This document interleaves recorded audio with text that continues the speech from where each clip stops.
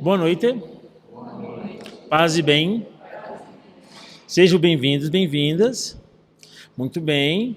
Nós, a partir do último encontro, nós começamos a fazer aquela ligação um pouco mais clara entre autoconhecimento, psicologia, saúde mental e espiritualidade. E as duas ferramentas últimas que nós estamos utilizando é o Eneagrama, os 9 tipos de personalidade que cada um de nós acaba manifestando na vida uma delas, né? Claro, com suas nuances, com suas particularidades, porque cada pessoa é irrepetível, cada pessoa é única. Então, o tipo é apenas tipo. Isso não determina que as pessoas sejam iguais, mas ajuda a compreender que grupos de pessoas têm características comuns. E essas características comuns damos o nome aí de tipo da personalidade, tá bom? A outra ferramenta que nós utilizamos, particularmente no último encontro, foi a janela de Johari, que é aquela forma também de percebermos como nós nos colocamos no mundo e como nós nos relacionamos com o outro, o eu com o tu. E ali nós colocávamos que na janela de Johari nós temos um aspecto que é o eu aberto. Eu conheço coisas em mim que vocês também conhecem. Então, tanto eu como vocês conhecem aspectos de mim. Esse é o eu aberto. Existe um eu secreto. Eu conheço coisas minhas que vocês não conhecem. Então, esse aspecto que eu conheço de mim, mas vocês não conhecem de mim, o eu secreto. O eu secreto. Tem um outro eu que é o eu oculto. Vocês conhecem coisa de mim que eu não conheço de mim. Então é oculto a mim, é o eu cego, o eu oculto. Então eu não percebo coisas que vocês percebem em mim. E existem alguns aspectos que nem eu e nem você conhece de mim. E aí é o eu desconhecido. Todos nós temos a área aberta, a área secreta, a área oculta e a área desconhecida. E quanto mais nós crescemos na espiritualidade e no autoconhecimento, mais o eu aberto aumenta. E conforme vamos tendo mais segurança, esse eu aberto, eu conheço e vocês me conhecem, eu me dou a conhecer a vocês, essa janela da alma, ela cresce. E as outras diminuem. Mas até o último suspiro da minha vida, eu terei aquelas áreas que desconheço, ou que me é cega, ou que me é secreta.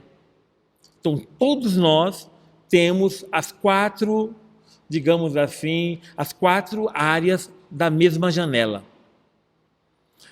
E a partir disso, nós começamos a linkar com a espiritualidade. E lá eu colocava para vocês que na nossa vida de oração, Deus, ele é o tu absoluto. Só que diferentemente do tu que somos nós, Deus, ele nos conhece totalmente. Nos conhece totalmente.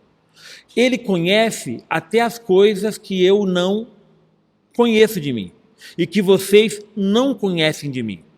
Ele conhece aquilo que é desconhecido. Ele conhece plenamente. E quando a gente reza, quando a gente tem contato com Deus, que é o tu absoluto, nós precisamos colocar nas mãos dele, deixar claro para ele o que nós somos e a partir daí rezar.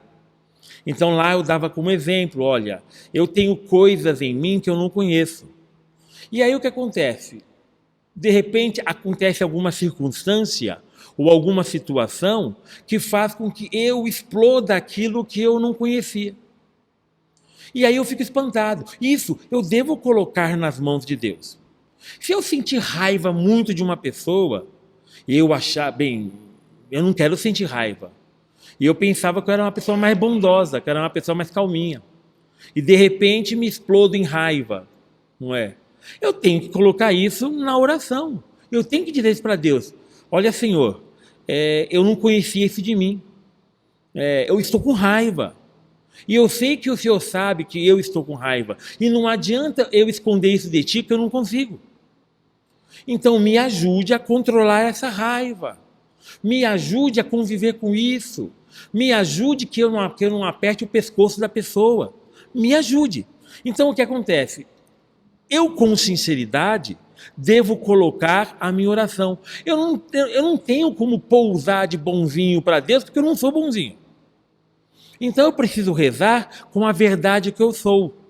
E lembra o que Jesus disse: conhecereis a verdade e a verdade vos libertará. Conhecer a verdade. É preciso que eu conheça a verdade sobre mim.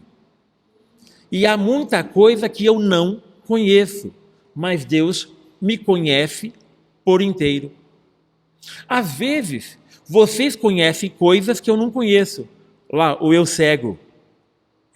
Vocês conhecem coisas que eu não conheço. E vocês podem me ajudar a eu conhecer isso que eu não conheço. Vocês podem me ajudar. Com jeito. Com jeitinho. Sabe aquela situação? Bem que você podia conversar melhor, escutar mais. Então vocês podem chegar com jeito e abrir meus olhos.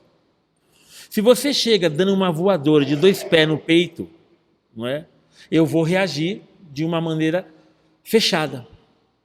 Se você chega com jeito, eu posso reagir de uma maneira aberta. E aí o que acontece? Na vida de oração, eu devo colocar verdadeiramente quem eu sou. No Eneagrama, para quem ainda não fez ou para quem ainda não descobriu ainda o seu tipo, mas desconfia, cada tipo de personalidade, ele pode ter mais facilidade com um jeito de rezar. Só que, para nós, cristãos e cristãs, o mestre da oração é Jesus. É Jesus quem nos ensina a rezar. Claro que Jesus nos deixou o seu Espírito. E o Espírito de Jesus coloca dentro de nós a memória de Jesus. Então, a gente também chama o Espírito Santo de mestre da oração. Ele que nos ajuda a falar. Só que lembra, ele é mestre de oração porque Jesus está dentro de nós por meio deste Espírito. Então, quem nos ensina a rezar é Jesus. E Jesus, ele é Deus, mas ele se fez gente, ele se fez humano. E ele é a perfeição do humano. Ele é a perfeição da humanidade. De tal maneira que, se o ser humano quer ser bom, o ser humano tem que olhar para ele e fazer dele o seu modelo, a sua inspiração, o seu projeto e o seu destino, a sua meta. O ser humano tem que olhar para ele. E Jesus, de certa maneira, ele assume o que há de melhor em cada tipo de personalidade. Bem, eu sou o tipo 9 na personalidade. Porém, Jesus também é tipo 9, mas também é tipo 1, 2, 3, 4, 5, 6, 7 e 8. Ele é plenamente todos os tipos de personalidade. Então, para a gente dar um passo de crescimento na espiritualidade, a partir do Eneagrama, para a gente aprender a rezar de acordo com o tipo de personalidade que eu tenho, que eu sou, eu devo olhar para Jesus e perceber como que Jesus encarna o nosso tipo de personalidade. E Jesus, ele encarna os 9 tipos de personalidade. E quanto mais a gente olhar para ele, mais poderemos nos espelhar nele. E quanto mais eu me espelho nele, mais eu me conheço e me deixo conhecer. Porque Jesus é plenamente transparente. E quem quer conhecer Jesus, basta conviver com ele. Todo trabalho de espiritualidade cristã é um trabalho de seguimento de Jesus. E aí o que acontece? Existem muitas espiritualidades cristãs. Por exemplo, eu sou meio que simpático à espiritualidade franciscana. Eu sou meio que simpático à espiritualidade franciscana. Mas a espiritualidade franciscana só é verdadeiramente espiritualidade se ela se basear na pessoa de Jesus. Se ela não se basear em Jesus, ela não é verdadeiramente espiritualidade, porque não é cristã. E aí o que acontece? Facilmente as pessoas, e olha como que eu vou usar aqui a expressão, facilmente as pessoas nos perdemos. Eu estou me incluindo com as pessoas. As pessoas nos perdemos nas nossas espiritualidades, porque muitas vezes quando nós a assumimos sem Jesus. Então, tem pessoas que, só corrigindo, antes de falar essa outra frase, quando nós assumimos uma espiritualidade sem Jesus, essa espiritualidade ela é reduzida a um devocionismo, ou a um devocionalismo, onde nós fazemos apenas o que? Devoção. E o que é devoção? Devoção é uma prática religiosa que não me transforma. É uma prática religiosa que não muda a minha vida. E aí você pega lá, a pessoa, ela reza o terço, vai na missa, vai no grupo de oração, ela faz confissão, ela participa das atividades da igreja, mas ela sempre continua mediocrinha, sempre continua mesquinha, sempre continua fedidinha. Não cresce, não desenvolve, sempre fica naquele nhenhenhê, muito preocupado com coisicas, e aí sem se transformar, sem fazer um processo de autoconhecimento, de autoaceitação, de autotransformação e de autorrealização. A pessoa sempre fica na mesmice, como aqueles pescadores que não avançam em águas profundas, então só pega peixeco, não pega peixe grande. Jesus entra na nossa barca e fala: avance para águas mais profundas e lançai vossas redes para a pesca. Então Jesus convida: não, nós vamos para as águas profundas. Então o que acontece? A espiritualidade sem Jesus, ela é apenas devoção. Ela é devoção. Nós encontramos pessoas devotas. Devota de Nossa Senhora, devota do Bom Jesus, devota de santo tal. Mas a pessoa, no seu cotidiano, ela consegue se aproximar mais de Satanás do que de Deus. Porque a pessoa é ruim que a peste. A pessoa é ruim. A pessoa é ruim e a pessoa ela faz questão de ser ruim no dia a dia e acha bonito. E acha bonito. Nossa, mas você xingou ele, xinguei mesmo. A pessoa acha bonito. Acha bonito aquela mediocridade toda, aquela mesquinhez toda. A pessoa acha que está certa. Então o que acontece?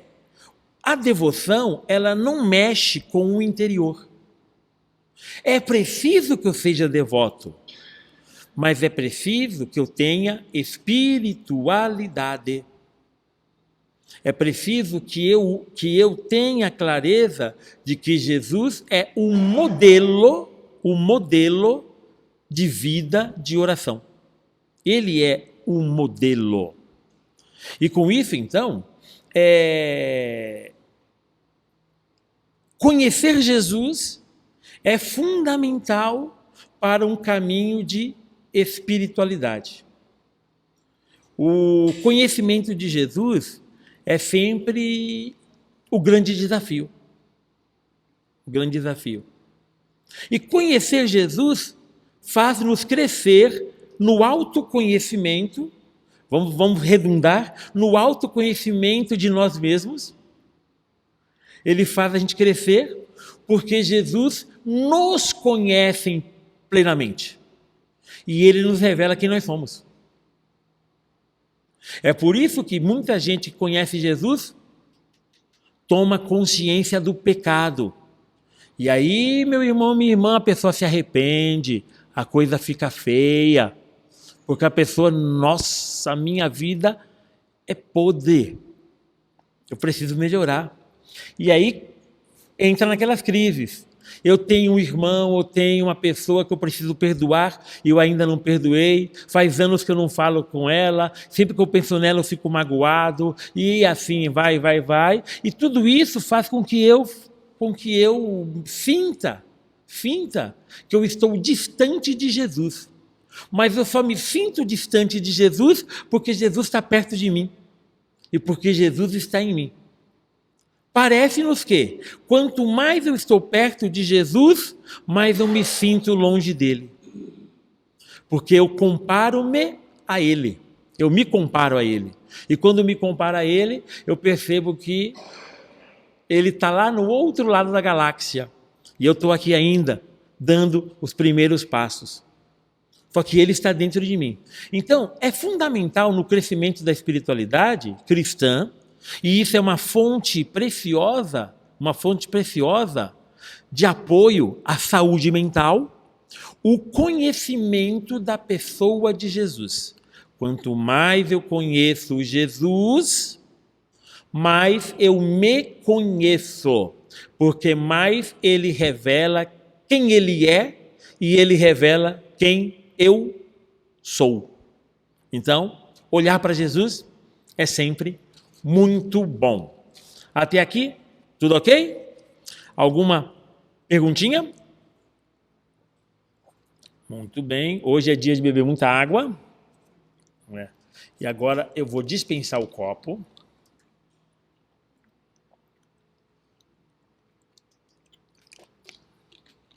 Vou precisar depois que alguém faça o papel de irmão ou irmã açude e encha a garrafinha para mim. Combinado? Quando perceber que está vazia, alguém me ajuda. Muito bem. Então vamos dar uma olhadinha um pouco. Aqui preparei um textinho para vocês. Depois eu mando para vocês também esse conteúdo, tá bom? Para você ter. Eu mandei para vocês hoje o conteúdo da semana passada. Tá? Mandei para você. Lá está o conteúdo completo. Nós só trabalhamos um pedacinho daquele conteúdo. Mais para frente eu vou voltar naquele conteúdo para a gente aprofundar no autoconhecimento, ok? Então guarde lá, não jogue fora aquele arquivo, porque a gente vai voltar nele de novo. Muito bem. E aí, preparando um pouquinho aí o nosso trabalhinho, né? Então, vamos dar uma olhada, então, aí na pessoa de Jesus e como que ele vivenciou cada estilo dos tipos do Eneagrama. E aí lembrar, para quem não sabe o que é Eneagrama ainda, dá uma pesquisadinha aí, nós temos alguns slides que ajudam, tá? E tem vídeos no YouTube, então tem algumas coisas que dá para facilitar. Quem não conhece ainda, futuramente eu também posso estar dando uma reintroduzida no assunto, tá? Os que já estão caminhando, ainda nós estamos caminhando, é tudo o começo ainda, tá? São umas pinceladinhas, mas é juntos que a gente vai conseguindo aprofundar. Então lembrar, o primeiro tipo 1, ele é o famoso perfeccionista, tá? E aí lembrar, como que ele pensa? Ele pensa que o mundo é imperfeito. Ele quer a perfeição. É perfeccionista, o mundo, as pessoas com quem eu convivo, com quem eu trabalho, são imperfeitos. E eu passo mal porque eu vejo as coisas imperfeitas, eu quero fazer perfeita, e eu nem posso pedir ajuda da pessoa, que a pessoa faz tudo imperfeito. Se eu pedir ajuda a ela, vai ficar mais imperfeita ainda. Então faço eu. Então mais ou menos aí, tá? O que ele sente? Ele sente desejo por melhorar o mundo. A intenção é boa. É boa. Fim de boas intenções. Tá bom. Mas a intenção é boa, tá? A intenção é boa. Ele tem o desejo de melhorar o mundo. E o que é que move o tipo 1? O ímpeto de mudar o mundo, de tornar o mundo melhor, de tornar o mundo perfeito. Então, características básicas aí do tipo 1. Como é que Jesus vivenciou o tipo 1? Tá? Vamos lá então.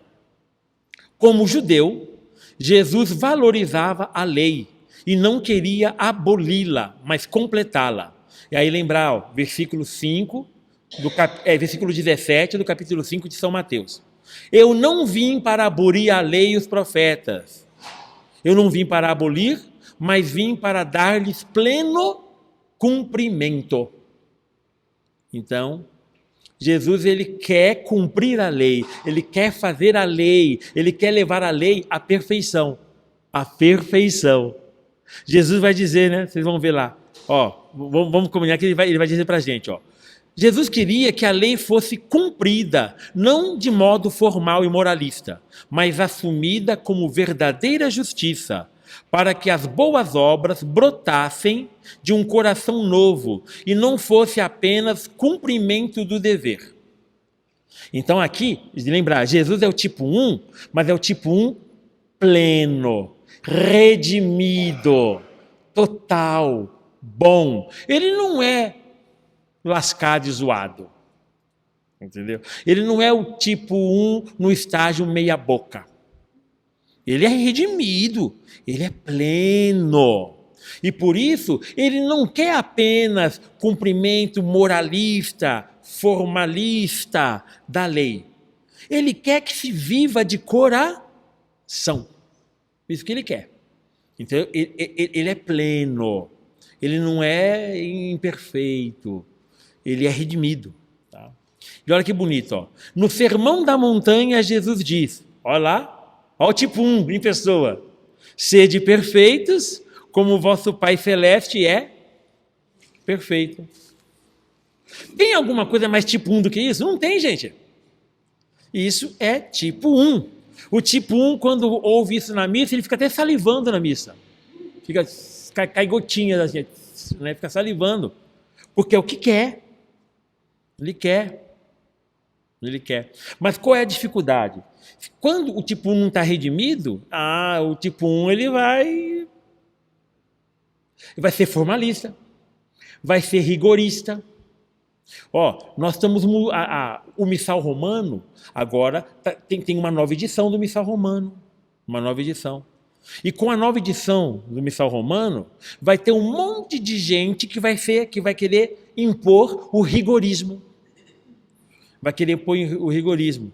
E qual é o problema do rigorista? É que o rigorista, ele faz com que o outro tenha que obedecer, mas ele em pessoa, ele não obedece muito não. E esse é um perigo do tipo 1. Impor a perfeição ao outro sem viver a sua perfeição. E aí, quando Jesus coloca para a gente, Jesus coloca, olha, sede perfeitos, e qual é o modelo que Jesus apresenta? O Pai. Então, não é ser perfeito conforme a minha cabeça. Olha, quem é tipo 1 aqui? Tem muito tipo 1 aqui entre nós. Ó. Quem é tipo 1? Não é para ficar pensando, tem que ser perfeito, mas o modelo de perfeição sou eu. Não. Eu não sou o modelo de perfeição. O modelo de perfeição é o Pai. É o Pai. Jesus apresenta o Pai. E aí, claro, você sabe, Jesus é a imagem visível do Deus invisível.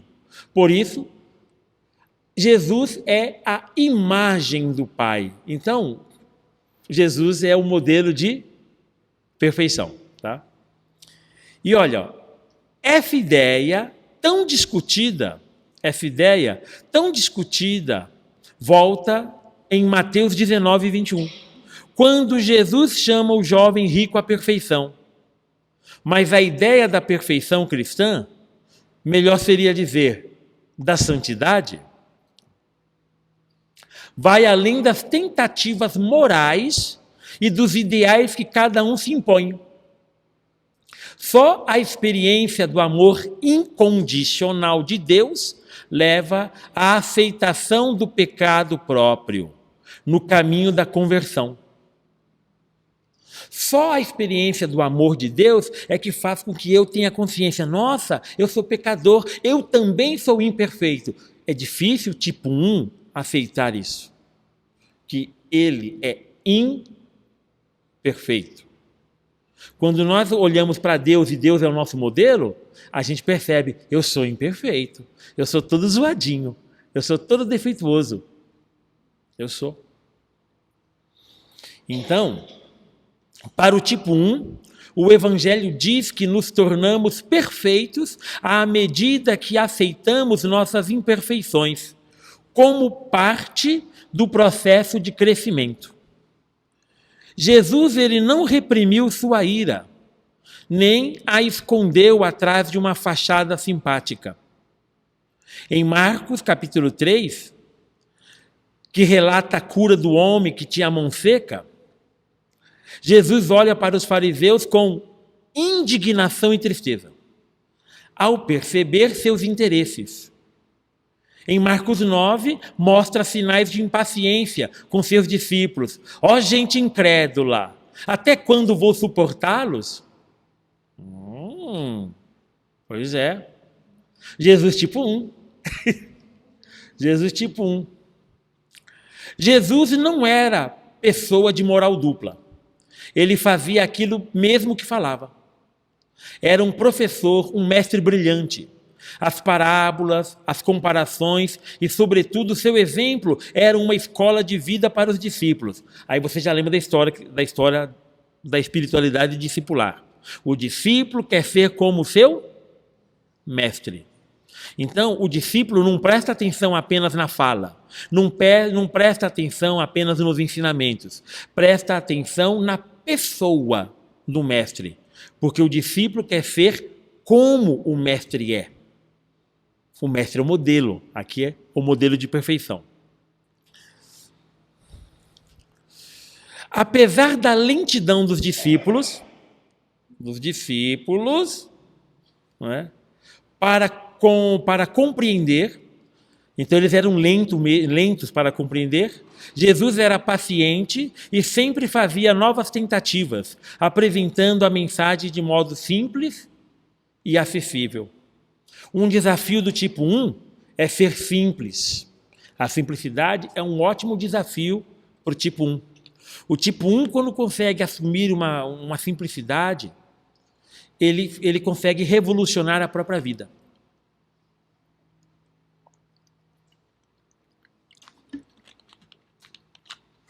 Boa água. Jesus não condenava ninguém e não tolerava que as pessoas julgassem umas às outras. Olha, um desafio do tipo 1, não julgar. Nossa, isso é difícil, hein? Isso é difícil. Perdão e reconciliação são palavras-chave em sua boca, como sinais de um recomeço, de uma nova chance de ser. E aqui o exemplo, gente, é o texto da mulher adúltera, João 8:11. Vá e não peques mais. Eu também não te condeno. Vá e não peques mais. Então, eu também não te condeno. Não é? Jesus é o tipo 1, perfeito. Ele não condenou a mulher?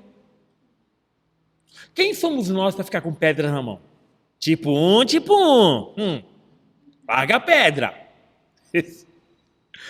As parábolas sobre o crescimento, então a semente, né, são muito diretas para o tipo 1, que é perfeccionista e apavorado, convidando a confiança. Aqui o apavorado, principalmente, ele é afobado, ele é apavorado, ele vê algo imperfeito, ele quer consertar, ele atropela, ele é muito apavorado mesmo. Tá? É complicado, complicado. Então ele convida a confiança na evolução lenta do reino de Deus. A paciência consigo mesmo, com os outros e com Deus é o caminho para o tipo 1. A paciência consigo mesmo, com os outros e com Deus é o caminho para o tipo 1. Se tornar o verdadeiro mestre da verdade e da justiça. Ok? Pessoal, esse pedacinho do bolo tipo 1, deu para sentir o sabor? De Jesus? Deu para sentir o sabor? Então, isso. Claro, esse texto, do jeito que está, eu mando para vocês hoje, tá? Aqui, porque ele já está em PDF. Então, eu já não preciso converter, já mando para vocês hoje, tá? Então, assim, é um texto que eu fiz com máquina de escrever, por isso está com essa fonte. Não é não. Nada a ver. Muito bem. Então, fique de olho, tá? Tipo 1, quem é tipo 1, fica de olho. Quem desconfia que é tipo 1, quem desconfia que é meio perfeccionista, então fica de olho nisso que Jesus é. Só que isso serve para todos os tipos. Isso aqui é o tipo 1, mas não é só para o tipo 1. Também é para nós. Por quê? Porque o tipo 2 também pode julgar. O tipo 2 também pode ter momentos que quer ser perfeitinho, quer ser bonitinho, quer ser fofinho. Então, as características do tipo 1, elas também podem se repetir, uma aqui, outra ali, nos outros tipos. Então, ficar de olho nisso. Aí, claro, vamos para o tipo. O tipo que eu gosto muito é exemplo. O tipo 2. Eu gosto muito de usar o tipo 2 como exemplo. Então, lembrar aí, olha, o tipo 2, assistência, misericórdia, solidariedade. Ele é conhecido como o prestativo, o generoso. Como pensa? As pessoas são o que há de mais importante. O outro é o mais importante. As pessoas são o que há de mais importante. O que sente? Desejo por cuidar dos outros. O que move?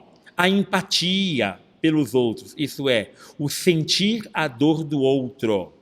Lembrando que isso aqui é a face linda, a face bonita, a face cheirosa do tipo 2, tá? Mas você lembra que o tipo 2, ele pode fazer o bem querendo receber uma migalha de carinho, não é? Porque na vida não recebeu atenção, na vida não recebeu carinho. Então, ao ajudar o outro, ele pode estar se mostrando e pode estar esperando um tapinha nas costas, o que é natural e justo e bom. Mas pode ser um problema se o tipo 2 não receber a atenção devida. E aí vamos dar uma olhada em Jesus tipo 2, tá?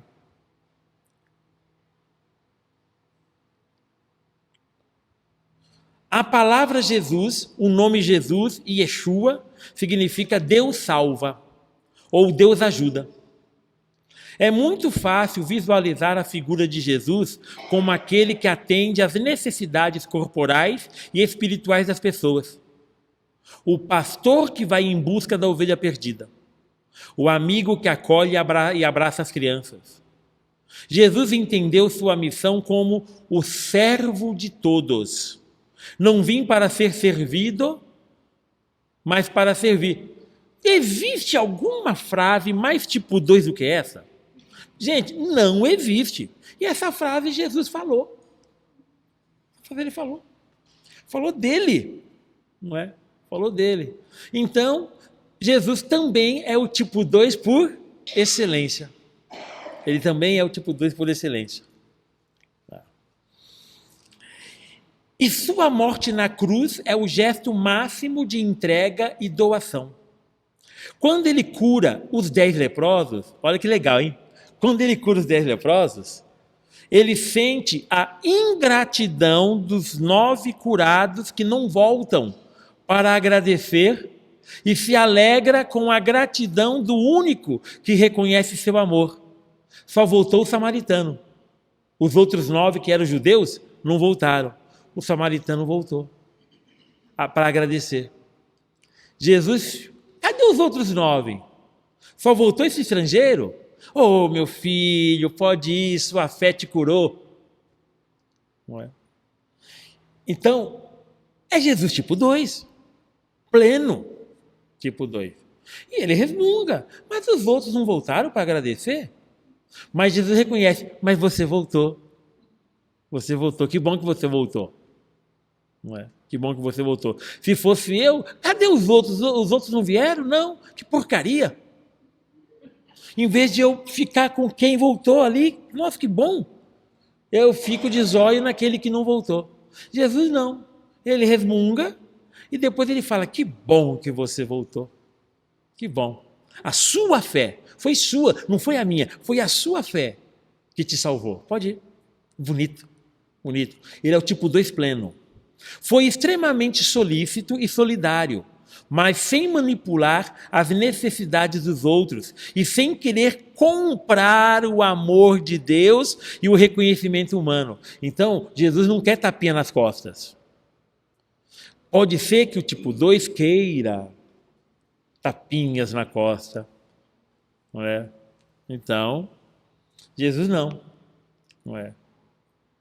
Jesus percebia suas próprias necessidades, por isso se retirava para conversar com o Pai e recuperar suas forças. Jesus percebia suas próprias necessidades. O tipo 2 tem essa dificuldade. Cuida muito dos outros e não cuida de si mesmo. Jesus tirava um tempinho para cuidar dele. O tipo 2 pleno, o tipo 2 redimido, ele tem que tirar um tempo para cuidar de si. Ele precisa ter um tempinho para cuidar de si. Jesus tirava um tempinho, subia a montanha, passava a noite com o Pai.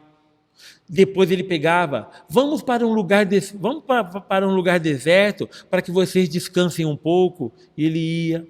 Às vezes ele ficava sozinho com os discípulos. Então Jesus tinha os seus momentos. Não é? E Jesus gostava de participar de uma refeição.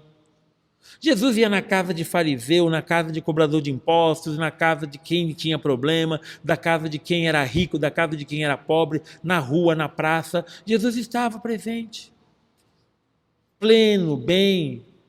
Ele tinha tempo para um bom bate-papo, tinha tempo para tomar um bom gole de vinho. O pessoal não pediu para ele dar vinho, e ainda assim ele vai e transforma água em vinho. Jesus é bom, não é? Tranquilo, intenso, pleno. Ele é o tipo 2 por excelência. Ele não só amava, mas também aceitava o amor dos outros. Aí, lembrar um exemplo, um exemplo aí, Maria de Betânia, chega, unge os pés de Jesus com perfume, enxuga. Jesus gosta, Jesus deixa. Judas reclama, ele fala, não, ela está fazendo isso em função da minha sepultura. Entre vocês, sempre os pobres estarão no meio, pobres sempre terei entre vós. Eles estarão no meio de vocês. Deixa ela fazer. Então Jesus, ele aceita ser amado. Ele aceita. Ele se alegra com a gratidão do único que reconhece o seu amor. Ele aceita. Foi extremamente solícito e solidário. Então não se esqueça disso, tá? Ele foi solícito e solidário. Ele deixou então lá embaixo que a mulher ungisse seus pés. Maria de Betânia, sua discípula e sua amiga. Na agonia, ao aproximar-se à morte, pediu aos discípulos que o ajudassem naquele momento de luta espiritual. Eles dormiram, coisa feia. Né? Partilhou com eles seu medo e ficou triste quando adormeceram na hora mais difícil. Jesus não prendia as pessoas, mandou para casa alguns que queriam segui-lo. E depois da morte e ressurreição, confiou aos discípulos a continuidade de sua missão, sem a presença física dele. Aí você lembra, a presença de Jesus se torna espiritual e se torna presença transubstanciada, também presença eucarística, ou presença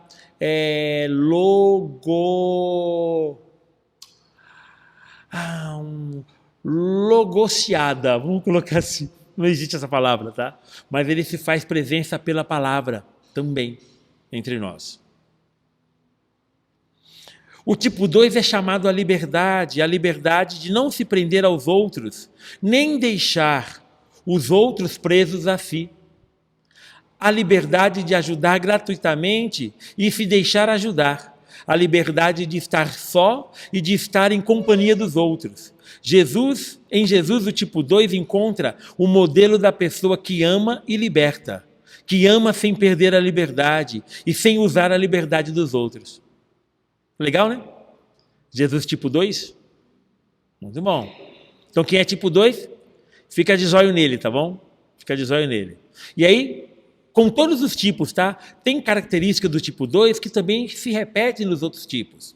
Então, olhar para Jesus tipo 2 é olhar também para a gente, mesmo se eu não sou tipo 2. Mesmo se eu não sou tipo 2, porque ele é o nosso modelo. Mas que por tipo 2 isso aqui faz todo sentido? Faz. Faz todo sentido. Tipo 3. Ambição, no bom sentido, ativismo e visão. Conhecido como o bem-sucedido, aquele que persegue o sucesso.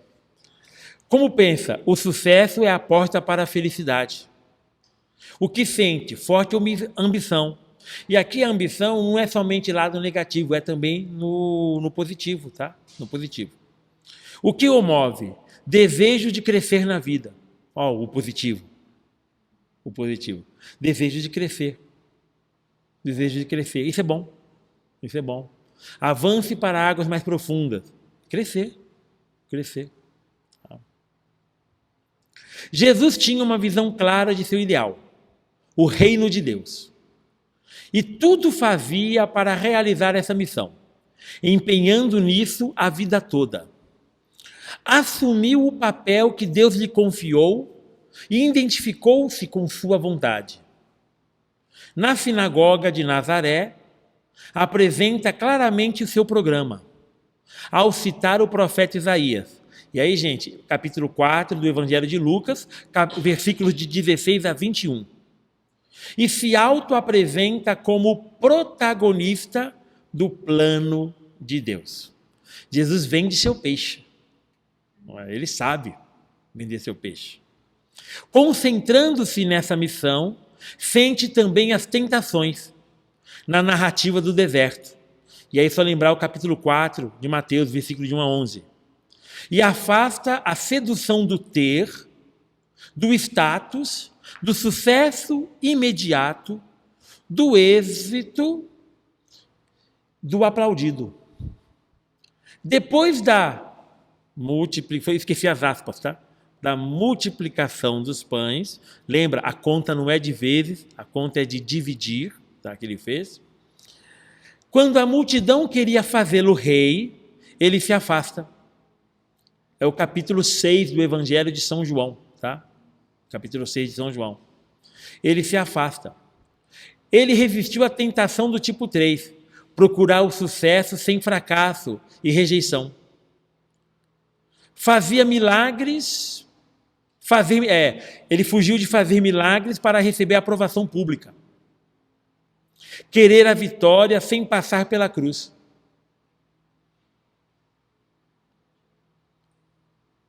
É forte? Forte. Jesus era um líder, escolheu seus companheiros, tornou-os capazes de agir responsavelmente. Aqui, olha, responsavelmente. Vem da palavra esposa. Não é responsavelmente. Responsavelmente. como a esposa e como o esposo deve agir em relação ao seu amado, em relação à sua amada. Zelo, compromisso, liberdade. Delegava neles sua atividade de pregar e curar, e deixou claro que eles iriam partilhar seu destino de sofrimentos e perseguições. Sua capacidade de comunicação era impressionante. Geralmente os tipos 3 são bons comunicadores. Jesus é o comunicador por excelência. Tem um disco do Padre Zezinho que chama-se O Filho de Carpinteiro, o Filho do Carpinteiro. E na capa está Jesus assim, e aquele monte de repórter na frente, um monte de microfones, né, para ele. Porque ele é o comunicador por excelência. Então, Jesus é o tipo 3 por excelência. É o tipo 3 pleno. Não é meia boca, ele é pleno. Sabia falar às massas e para cada situação encontrava a palavra adequada. Alguém tem dúvida disso? Se tem uma coisa que eu não tenho dúvida, é disso aqui. Jesus sabia o que falar, para quem falar e quando falar. Ele sabia. Ele sabia.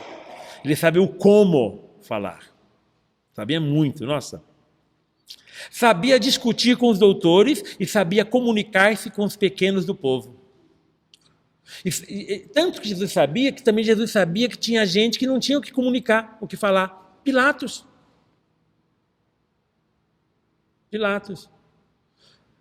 Pilatos falando com Jesus, Jesus ficou quieto.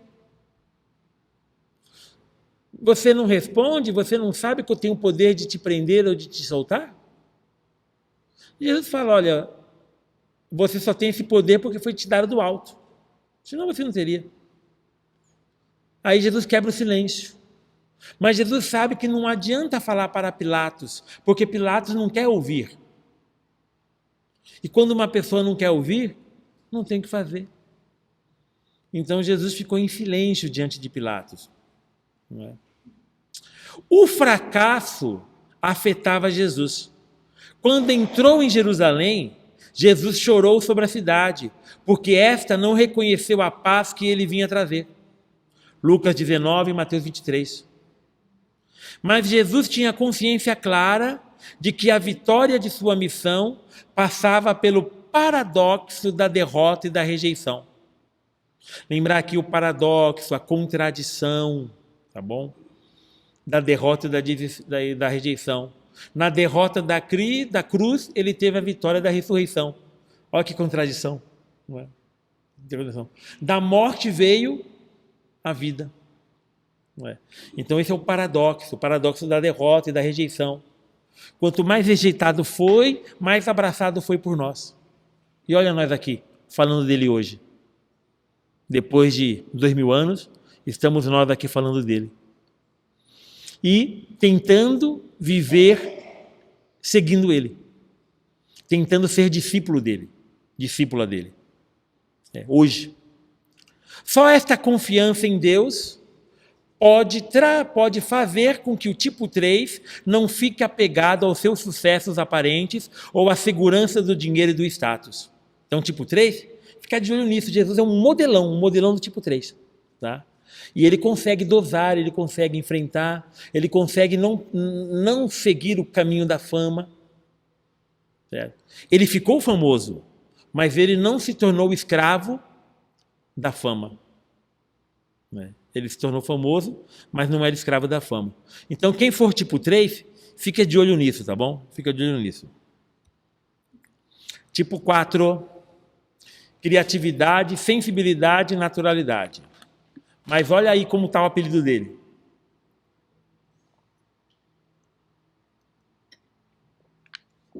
Ou individualista. Como ele pensa? Eu sou diferente e especial.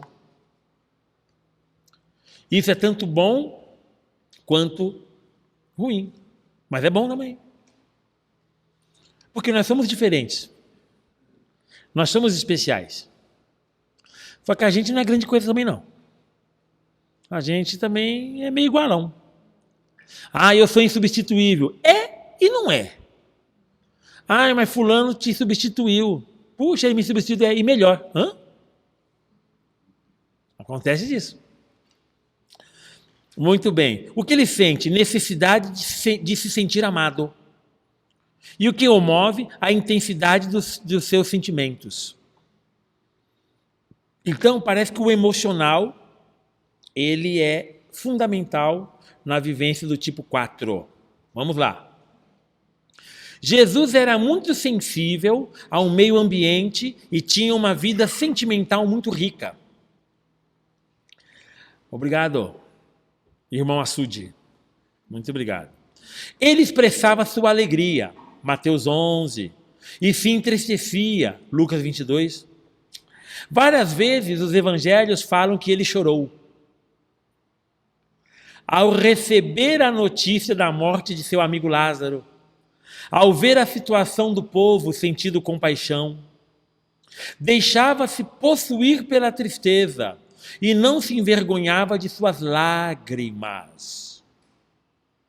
Tinha uma sensibilidade especial para a beleza da natureza e encantava-se com os lírios do campo e as aves do céu. Jesus é o poeta por natureza. Ele é o poeta por natureza. A dimensão poética de Jesus, a dimensão tipo 4 de Jesus, é encantadora. É encantadora. Para quem é franciscano, para quem gosta de São Francisco de Assis, Francisco era muito tipo 4 também. Ele tinha essas características de tipo 4. A gente acha que ele é tipo 7.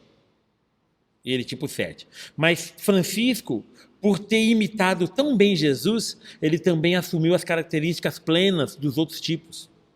E Francisco, ele tinha muito essa capacidade de vivenciar os sentimentos mais profundos.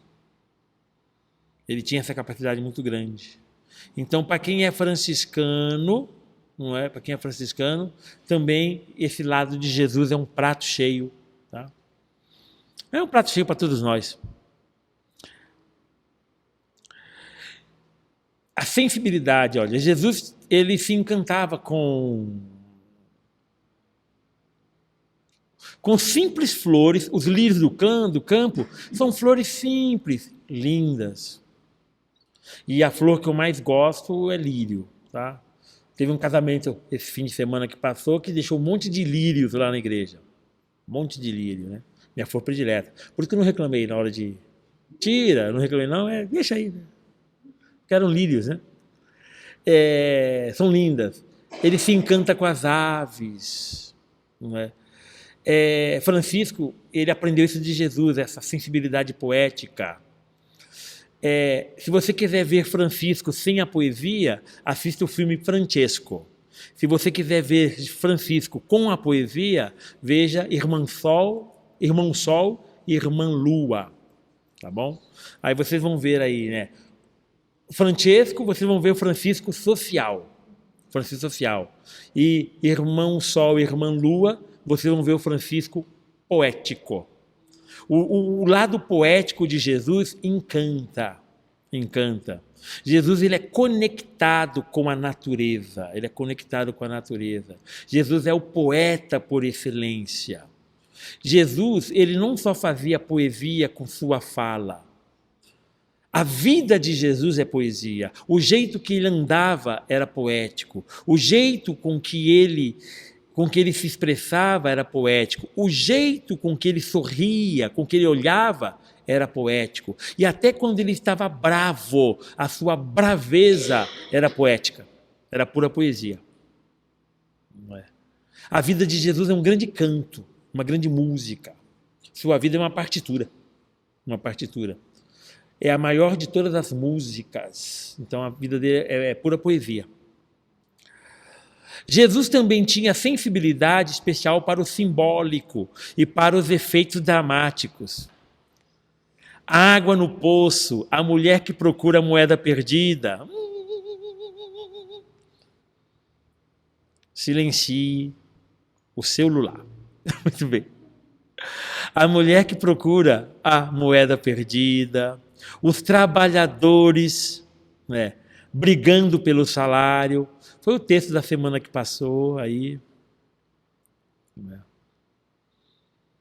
Pois bem, a saliva misturada com a terra para curar o cego, a entrada em Jerusalém montado num burrinho. Nesse mesmo dia que Jesus entrou com um burrinho, no outro lado da cidade, o procurador romano, que representava o Império Romano, entrava numa égua branca. Uma égua branca, com crina dourada. Olha que legal. Um entrando com a égua branca, crina dourada, símbolo do poder. E Jesus entrando num burrinho, símbolo do trabalhador. Isso é poético, irônico. É uma ironia poética que Jesus provoca. Fazer secar a figueira que não dava fruto, o pão e o vinho na última ceia, não tem nada mais poético do que a Eucaristia. Quando Jesus pega aquele pedaço de pão e fala, olha, isso aqui é meu corpo, gente, isso é a poesia das poesias. Quando ele pega o cálice, que é um elemento tão simples, o vinho, um elemento tão simples, não é? E ele fala, aqui é o meu sangue, ele está associando aquele pão e aquele vinho ao seu corpo e sangue na cruz, que haveria de acontecer logo depois. Não é? Logo depois. Então, o sacramento aponta para a realidade poética da cruz. Não é? Isso lembra o agir simbólico tão característico dos profetas do Antigo Testamento. Existiram os profetas, mas Jesus é o profeta. Ele usa o psicodrama. A gente fala que o psicodrama é uma técnica psicológica, humanista, não é? Para também lidar com as relações, com o próprio autoconhecimento, com a superação das dificuldades traumáticas e assim por diante. É uma técnica, o psicodrama. Ele usa, aspas, psicodrama, ao esperar os discípulos na beira do lago, com a fogueira acesa, com pão e peixe assados. Jesus já tinha assado pão e peixe. Não é? É dramático. Jesus está lá esperando. Eles não vão pegar nada essa noite. Não pegaram nada. Nenhum peixinho, nenhuma piabinha. E Jesus está lá na beira, só assando peixinho e pão ali, só esperando ali. Daqui a pouco eu falo com eles. Não é? E vai. Então, o que? É uma dramática, é um teatro, mas não é um teatro da cena, é um teatro da verdade. Na verdade. E está lá esperando, e vai, né? Olha a outra psicodramática, quando ele pergunta para Pedro, Pedro, tu me amas? 3 vezes. A gente tem a tentação de achar que Jesus está descontando as 3 negações, né? Mas não, Jesus está dando a oportunidade de Pedro superar isso que ele está pensando, porque ele está pensando isso. Não é? Jesus dá a oportunidade para ele superar. Não é? Mas apesar dos efeitos dramáticos, Jesus tinha um jeito de viver e de falar muito natural. Como o tipo 4, também ele não aceitava a divisão entre o sagrado e o profano. O tipo 4 é muito legal, tá? Eu gosto de falar que o tipo 4 ele é religioso por natureza. Ele é religioso. Ele não tem religião, ele é religioso por natureza, tá? Então, de fato, o tipo 4 tem essa dificuldade de separar o profano e o sagrado. Porque, como tem um pano de fundo poético, ele olha o profano com o óculos sagrado, da sacralidade. O mundo todo estava perpassado pela sacralidade, e o mais sagrado era também o mais natural.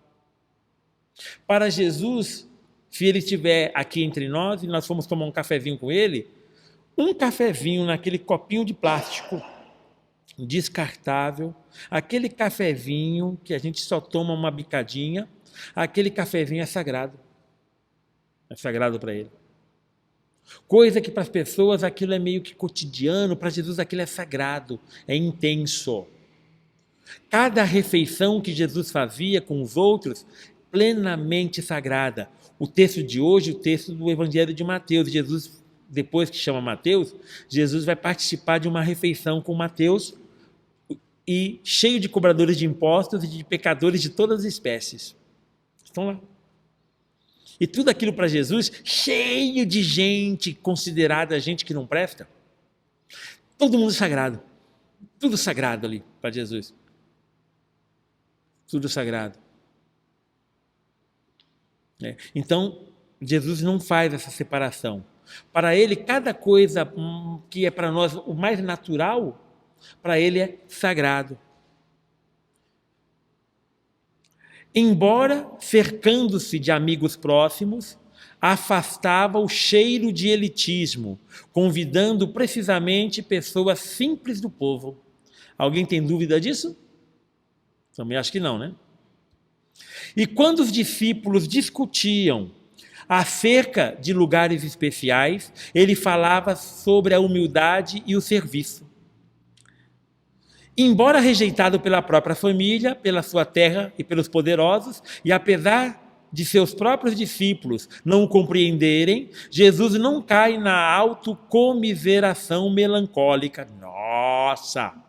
Ele não fica lá, ai, ninguém me ama, ninguém me quer, ai. Não fica nisso. Ele não fica nisso, não. Certo?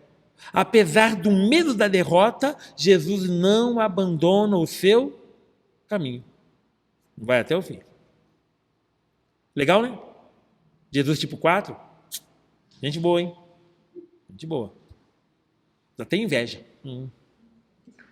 Santa inveja. Muito bem. Tipo 5, distância, sobriedade, sabedoria. Tipo 5, o apelido? O observador.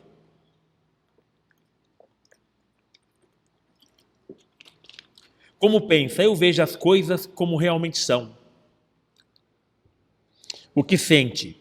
Vontade de entender o mundo. O que o move? A busca por conhecimento. Vamos lá? Então, Jesus sabia distanciar-se, retirar-se, buscar para si um lugar tranquilo, protegendo-se do assédio e das exigências da família e do povo. Quando se perde na visita do templo aos 12 anos, manifesta sua sabedoria entre os doutores. Quando sua família o procura, ele se desapega dos laços familiares, dizendo que sua família são aqueles que ouvem a palavra e a praticam. Jesus recusa o seguimento de alguns ousados e imprudentes. Lucas 9, Lucas 14. No Sermão da Montanha, exorta os discípulos a serem sábios e a não construírem a casa sobre a areia. Mateus 7.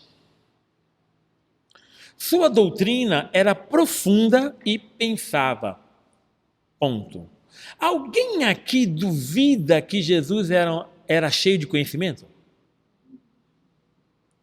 Ninguém tem essa dúvida, né? Isso. Jesus, ele era um curioso por natureza. E isso levou ele ao profundo conhecimento, de tal maneira que ele até nos conhece, e nos conhece plenamente.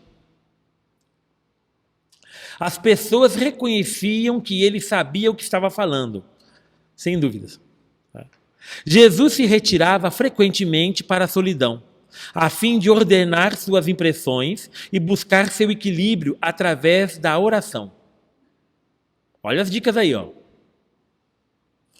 Não só para o tipo 5, para todos nós. Olha as dicas. Mas ele não cedeu à tentação de ficar como espectador imparcial do mundo. A encarnação revela precisamente a proximidade e o engajamento total. Jesus recusava também a arrogância intelectual e nunca deixava de partilhar com os outros os seus conhecimentos, mesmo que não os entendessem. Então, Jesus conhecia muito e Jesus adorava quando as pessoas perguntavam. E ele adorava conversar sobre essas coisas. É muito bom, é muito bom. Então, se uma pessoa queria ficar bem com Jesus, era só o quê? Perguntar. E Jesus abria aquele sorrisão dele e vamos conversar. E passava horas e horas conversando. As pessoas ficavam encantadas com isso. Maria, irmã de Marta e de Lázaro, né? Maria ficava aos pés dele, né? Encantando. E ali o que aconteceu? Marta, Senhor, não te importa que eu estou fazendo tudo? Manda ela me ajudar. Não, ela escolheu a melhor parte. Jesus gosta, gente, de transmitir seu conhecimento, de colocar. Ele gosta e gosta muito disso, né? Outras, né? Ele quando lava os pés e depois ele volta, ele fala assim: olha, vocês me chamam de mestre e senhor. E ele fala: eu sou mesmo. Porque ele ensina, ele é mestre, ele ensina. E ele reconhece: eu sou mestre, eu gosto de ensinar, eu gosto de conhecer, não é? Então ele, nossa, isso. E Jesus observava, gente, observava, sabe? Ele tem nos evangelhos, por exemplo, de Mateus, fala: Jesus olhou tudo ao redor. Quando fala assim, vem coisa, tá? Jesus, então, ele olha tudo ao redor. Está observando, está conhecendo, está entendendo. Aí ele se retira. Vai para a casa de Marta, Lázaro e Maria. No outro dia volta, faz chicote e a cobra fuma. Ele olhou tudo ao redor. Foi para a casa de Marta, Maria e Lázaro. Dorme, fica lá, medita, pensa. No outro dia ele já vem com o plano montado. É hoje que a corda vai fumar. Corda, chicote. Foi lá e botou para quebrar, não é? Então ele gosta disso, tá? Ele gosta. Mas veja, ó, sua sabedoria era profunda e reconhecida, mas não era puro saber intelectual. Era a sabedoria que brotava da vida, do contato com a realidade e da comunhão profunda com Deus. Não é inteligência, é sabedoria. É sabedoria. Legal, né? O tipo 5? Muito legal. Jesus tipo 5. Tipo 6. Olha as palavras: fidelidade, obediência e confiança. Acho que tem tudo a ver, né, com Jesus, né? Vamos lá. O questionador. Tipo 6, o questionador. Como pensa? Não confia em ninguém, exceto em mim mesmo. O que sente? Necessidade de estar sempre um passo à frente. O que o move? Suas convicções. Jesus tinha uma autoridade interna, uma autoconfiança profunda, nascida de sua confiança ao Pai. Essa autoridade interna, na Bíblia, em grego, é exousia. Exousia. Autoridade, um poder, algo que sai de dentro de Jesus. Não é uma autoridade que foi dada por fora, de alguém de fora. Isso brotava dele mesmo, tá? Então, uma autoridade interna, tá? Uma autoconfiança profunda, nascida de sua confiança no Pai. Essa confiança interna mantinha-o livre em relação às autoridades e às normas externas, em relação à lei, às tradições, opunha-se às normas que escravizavam o homem, embora frequentasse a sinagoga. Então, por exemplo, Jesus ao sábado ia na sinagoga, ok? Mas no sábado ele batia um rango. No sábado ele deixava que os discípulos comessem as espigas, colhessem as espigas, curava no sábado, o que era proibido, ele curou no sábado. Então o que acontece? Jesus ele tem uma autoridade que até ficava acima da lei, se a lei era interpretada para escravizar.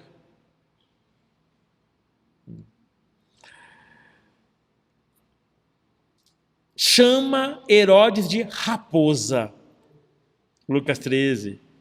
Toma uma posição profunda sobre a questão dos impostos. Dai a César o que é de César e a Deus o que é de Deus. E é acusado por isso. Obediente no sentido mais profundo da palavra, Jesus só era em relação ao Pai. Obediente é só ao Pai. De verdade é só ao Pai. E a sua missão. Mas nesse caso era obediente até o fim, ao Filipenses, ao apóstolo Paulo. Constantemente Jesus confiava as pessoas a vencer o medo, convidava as pessoas a vencer o medo e a confiar em Deus. Ele mesmo superou o medo da morte através da confiança em Deus. Um dos problemas do tipo 6 é o medo. O tipo 6 é o medo e a falta de confiança. Então Jesus era extremamente cheio de confiança, apesar de desconfiar do humano, né? Apesar de desconfiar, ele é profundamente confiante ao Pai. Ele mesmo superou o medo da morte através da confiança em Deus. Pai, afasta de mim este cálice, mas Pai, seja feita a tua vontade e não a minha. Não aceitava a pretensão de hierarquia entre seus discípulos. Quem é o maior? Não é? Mas antes apontava o critério do serviço. O maior é aquele que serve. Jesus era perspicaz para perceber os motivos escusos dos seus adversários, mas isso não o deixava de pé atrás em relação às pessoas. Pelo contrário, ia ao encontro delas. Convivia sem preconceitos e medos. Confiava. Mesmo em relação aos grandes e poderosos, de quem conhecia bem as intenções, Jesus não os isolava nem evitava o contato com eles. Não tenhais medo é uma das frases mais repetidas no Evangelho. O cristianismo autêntico e genuíno é uma religião de liberdade plena, de responsabilidade pessoal e comunitária, e nunca uma religião de seguranças externas. Mesmo nos momentos de dúvida, o medo não impede Jesus de agir e de seguir sua missão. Pela confiança em Deus, ele encontra a autoconfiança para continuar seu projeto. Ok? Então, tipo 6, fique de olho, Jesus carrega todas essas características do tipo 6, e ele, como é redimido, ele vence os aspectos do medo. Mas Jesus sentiu medo. Percebe isso? Ele sentiu medo. Mas o medo não o escravizou. Ele é que dominou o medo. Na confiança com o Pai. Pai, seja feita a tua vontade, não a minha. A confiança. Tipo 7, festividade, alegria de viver, sofrimento. O sonhador. Como pensa? A vida deve ser vivida com ousadia. O que sente? Paixão pelo novo. O que o move? A curiosidade sobre o futuro. Vamos lá. Jesus não era um asceta ou um homem triste. Um asceta é aquela pessoa isolada que se dedica ao crescimento espiritual, mas no isolamento. Jesus não era um asceta, tá? E também Jesus não era um homem triste. Seu movimento era criticado em comparação ao movimento de João Batista. João Batista era um asceta, tá? Porque seus discípulos não jejuavam. Os discípulos de Jesus não jejuavam. E até hoje, no domingo, por exemplo, no domingo nós nunca jejuamos. Mesmo na quaresma. Na quaresma, domingo é dia de comer. Ok? Mesmo na quaresma, a gente passa para o bucho. Mesmo na quaresma. Alguma dúvida? Isso aí, vindo aí, tá? Muito bem. Sua mensagem do reino é alegre. E ele mesmo gosta de enfeitar a realidade do reino com a imagem do banquete, casamento, festa, comilança. Vocês podem ver. Jesus falava de uma festa, e quando ele foi na festa, transformou água em vinho. Tá? A alegria de viver e a sensibilidade às coisas boas da vida eram tão fortes que ele e seus amigos eram acusados de comilões e beberrões. Aceitava convite para comer na casa das pessoas, sem fazer distinção de classe social. Jesus foi comer na casa de um amigo dele, fariseu. Jesus era muito amigo de Nicodemos. Foi comer na casa de Zaqueu. Jesus foi comer na casa das pessoas simples. Jesus foi comer na casa das pessoas chiques. Isso aí. Não é? Jesus começa seu ministério aonde? Numa festa. Numa festa. Em Caná da Galileia. Preocupando-se com a falta de vinho, para que não se estrague a festa. E a partilha chamada de multiplicação dos pães mostra que não se interessa apenas pelo bem espiritual, mas pelo bem-estar corporal das pessoas. Sua mensagem poderia ser resumida na ideia de que Deus gostaria que os homens se alegrassem. Seu nascimento é anunciado com uma grande alegria. E antes da morte, pede que a tristeza dos discípulos se converta em alegria, e sua alegria seja completa. João 16, João 15. Mas o mesmo Jesus adverte contra a falsa alegria. Ai de vós ricos, fartos, elogiados. Jesus fala. A alegria pascal não existe sem a cruz. Jesus não elude o sofrimento, mas assume-o como caminho de ressurreição. E deixa claro que também para nós esse é o preço da vida.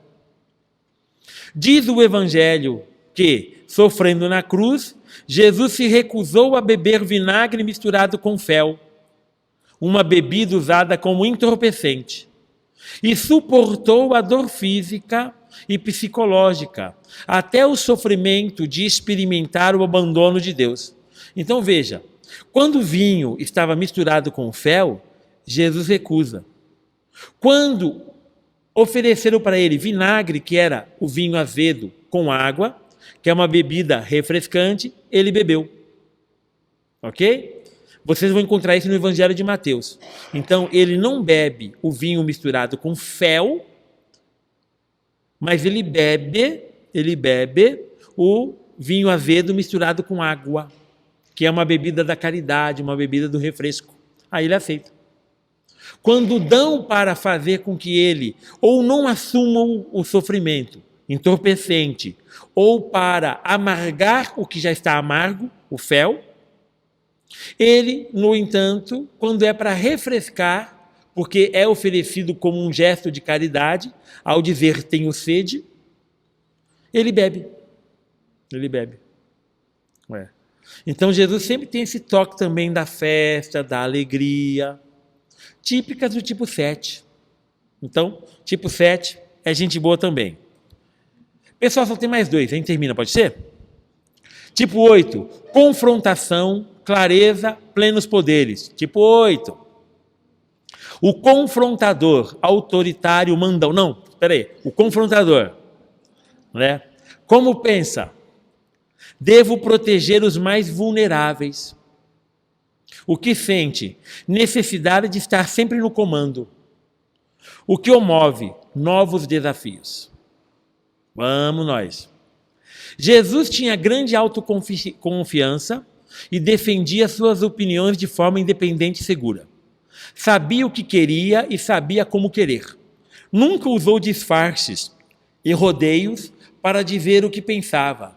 Ensinava os discípulos que o vosso sim seja sim e o vosso não seja não. O que passa disso vem do maligno, dizia Jesus. A atitude clara e decidida de Jesus ameaçava os círculos dominantes. O povo sentia sua autoridade interna. Aí que surgia, que eu falava para vocês. Os simples sentiam nele proteção e defesa de suas causas. Os adversários buscavam sempre pegá-lo em falso, mas Jesus conseguia virar o jogo, desmascarando-os e deixando-os envergonhados. Jesus é ótimo, ótimo, ótimo. Jesus provocava seus opositores e não os deixava sem resposta. Entrou no templo com o chicote e expulsou os vendilhões que exploravam o povo. Alguém tem dúvida que isso é tipo 8? Alguém aqui tem dúvida disso? É o tipo 8 ali, Jesus tipo 8, é hoje. Hoje é tipo 8 na veia. E foi tipo 8, entendeu? Suas parábolas eram recados diretos para os fariseus e para os poderosos. E dizia as frases duras como: ai de vós, cegos guiando cegos. Gente, para quem quer ver isso, leia o capítulo 23 do Evangelho de Mateus. Mateus 23. Lá você vai ver Jesus tipo 8, encarnado. Jesus tipo 8. Jesus chegando junto mesmo, Jesus instruindo, Jesus para valer mesmo ali, tipo 8, tá? Dá uma olhada, Mateus 23, tá? A imagem de Jesus como um meigo e doce é unilateral. Quando era preciso, ele sabia ser severo em suas palavras e ações. Quando fala para oferecer a outra face, coloca aí a perspectiva de uma não violência ativa. Está do lado dos fracos e toma seu partido. É severo com os poderosos, mas muito carinhoso para com os pequenos. Alguém tem dúvida? Sem dúvida. Jesus era forte, mas não era invulnerável. Resistiu à tentação do poder quando teria sido fácil conquistá-lo. Escolheu a força da fraqueza, bonita essa expressão, escolheu a força da fraqueza, para desmascarar a fraqueza da força. Bonita expressão, né? Essa expressão é muito bonita. Ok? Jesus tipo 8, claro, né? Claro. Jesus foi pleno tipo 8, com clareza. E agora o tipo mais belo e importante de todos os tipos. Ou melhor, com todos os tipos. Porque todos são, né? Tipo 9. Serenidade, pacifismo, amor. O pacifista, como pensa? Se conectar com as pessoas é a chave para a harmonia. O que sente? Desejo por chegar a um consenso. O que o move? A busca por equilíbrio. A busca por equilíbrio. O verdadeiro tipo 9 sempre é meio zen. Quando está pleno, quando está legal, entendeu? Jesus era uma pessoa que irradiava paz e serenidade, apesar de seu trabalho intenso. Ele dizia: vinde a mim, que sou manso e humilde de coração, pois meu fardo é leve e meu jugo é suave. Alguém tem dúvida? Isso é Jesus, pleno. Nas situações mais difíceis, mantinha a calma. Em meio da tempestade, dormia no barco. Se tem uma coisa que tipo 9 sabe fazer bem, é dormir. Jesus é pleno nisso. Ele é pleno. Esta calma é sinal de paz interior e da confiança em Deus. No Antigo Testamento, o sono era considerado um dom de Deus. Para quem tem insônia, ainda é considerado um dom de Deus, tá? Não é só no Antigo Testamento, não. Em paz me deito, logo adormeço, porque só tu, Senhor, me fazes viver em segurança. Salmo 4. Mas a Bíblia também condena o sono enquanto fuga das decisões importantes. Jesus critica os discípulos por adormecerem na agonia do horto, por não se sentirem preparados para enfrentar o momento, e diz: vigiai e orai, para não cairdes em tentação. A calma de Jesus nada tinha que ver com falta de iniciativa. Um dos pecados do tipo 9 é a falta de iniciativa. Jesus é tipo 9 pleno, mas ele tem plena iniciativa. Ele é pleno. O amor o torna ativo. Agia de modo decidido e objetivo. Não temia conflitos, nem fugia de suas responsabilidades, mesmo quando isso acarretava problemas para ele. O seu reino é de paz, mas a violência do amor é requisito para aqueles que o querem seguir. Essa expressão contraditória, violência do amor, se você quiser entender, olhe para Paulo. Olha para o apóstolo Paulo.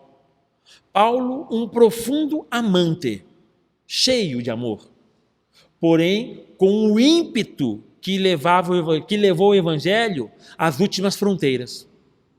Então, olhar para ele, essa expressão fica clara, tá? Fica claro para a gente. Há momentos de hesitação, de confusão interna, como durante a agonia. Pai, afasta de mim este cálice. Há esses momentos, tá? Mas não foge deles e nem se acomoda. Enfrenta, discernindo a vontade de Deus e agindo de acordo com ela. As pessoas se sentem bem em sua companhia. Nele encontram tranquilidade e paz. Mas Jesus as desperta para a ação e para o compromisso para a luta. Busca tranquilidade e repouso, não como escape, mas como momentos de recuperar o eixo de sua vida e reunir energias para continuar a missão. Nada o dispersa desta missão assumida. Ok? Então aí temos um pouco Jesus tipo 9. Jesus tipo 9. Equilíbrio, busca de paz, confiança, enfrentamento dos problemas, também são características plenas de um tipo 9. Mas sempre com aquele toque, a paz, a harmonia e o equilíbrio. Sempre esses são os toquinhos que se busca.